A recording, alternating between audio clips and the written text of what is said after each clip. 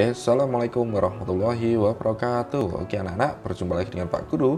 Kali ini kita akan belajar bersama tentang hasil teknologi pangan. Nah, nanti Pak Guru akan memperlihatkan kepada kalian teknologi pangan itu apa dan mengapa teknologi pangan itu harus ada. Dan yang paling utama adalah anak-anak akan melihat salah satu cara dan produk dari teknologi pangan yang ada di sekitar kita, yaitu tempe. Tapi sebelum kita belajar mengenai hasil teknologi pangan, mari kita berdoa terlebih dahulu. Berdoa mulai. Berdoa cukup. Oke anak-anak, Pak Guru akan menjelaskan dulu bahwa manusia itu membutuhkan makanan terus-menerus. Nah, kalian kemarin sudah belajar bahwa makanan itu dihasilkan dari pertanian atau dari peternakan. Nah, pertanian dan peternakan itu tidak sepanjang waktu itu bisa menghasilkan hasil panen dalam bentuk bahan makanan. Nah, panen itu hanya terjadi pada waktu tertentu saja. Contohnya, kalau panen padi itu kalau di sawah tak ada hujan itu hanya bisa dilaksanakan panen 1 tahun 2 kali. Kemudian kalau ayam pedaging itu membutuhkan waktu sekitar 45 hari sekali lah. Karena terbatas pada waktu panen itu waktu tertentu saja, maka manusia perlu mencari cara agar makanan bisa bertahan lebih lama. Nah, agar makanan itu bisa bertahan lebih lama dan tersedia saat manusia membutuhkan, maka di sini kita menggunakan teknologi pangan. Nah, teknologi pangan merupakan suatu cara untuk mengolah bahan makanan agar bisa lebih awet atau bisa lebih enak. Seperti itu teman-teman, enak dalam hal rasa tentunya. Nah, di sini contohnya adalah kacang kedelai. Nah, kacang kedelai itu dapat diolah menjadi tempe, bisa diolah menjadi tahu. Nah, sedangkan mangga atau stroberi itu dapat diolah menjadi manisan atau selai. Nah, di sini adalah contoh dari selai. Nah, kalau kalian itu membeli stroberi masih dalam bentuk gelundungan seperti ini, mungkin ketika 1 minggu itu sudah mulai membusuk. Tapi kalau selai, kalian membeli selai kemudian dibiarkan selama 1 minggu, itu biasanya masih tetap sama alias masih enak untuk dimakan. Nah, di sini terbukti bahwa salah satu contoh dari teknologi pangan adalah untuk membuat makanan menjadi lebih awet. Nah, kemudian di sini daging itu dapat diolah menjadi bakso, sosis atau kornet. Nah, di sini bakso atau sosis lain tujuannya juga mengubah daging agar menjadi lebih awet dan menjadi lebih enak anak-anak. Itulah. Selain itu, ketika makanan tadi sudah diolah, maka makanan hasil olahan itu bisa disimpan dalam bentuk kaleng atau plastik kedap udara. Nah, bentuk kalengnya seperti ini anak-anak. Kenapa kok harus disimpan dalam kedap udara? Nah, kedap udara itu maksudnya adalah udara tidak bisa masuk ke dalam makanan ini. Nah, ini tujuannya adalah agar mikroorganisme itu tidak masuk ke dalam makanan kita, sehingga makanan itu tidak bisa membusuk dengan cepat. Nah, tujuannya adalah pengkalengan atau pemasukan dalam plastik kedap udara ini untuk membuat makanan menjadi lebih awet. Nah, kalau kalian melihat deretan kaleng di minimarket atau di mall atau di supermarket, itu pasti ada kaleng-kaleng yang depannya adalah gambar-gambar makanan. Nah, seperti inilah. Itu kalau dibuka bentuknya macam-macam anak-anak. Bentuknya bisa seperti ini, dimana di dalamnya sudah ada makanan. Nah, untuk memakan ini tinggal dipanaskan di atas kompor atau dipanaskan di dalam microwave. Seperti itu anak-anak. Nah, oke anak-anak, sekarang seperti janji Pak Guru akan memperlihatkan pada kalian mengenai video tahapan pembuatan tempe.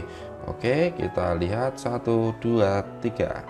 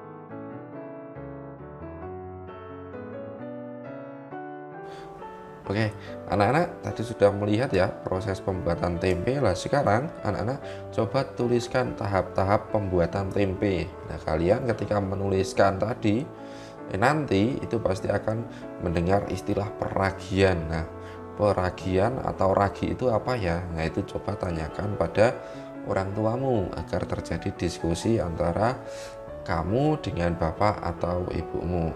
Itu saja dari Pak Guru. Terima kasih atas perhatiannya. Wassalamualaikum warahmatullahi wabarakatuh.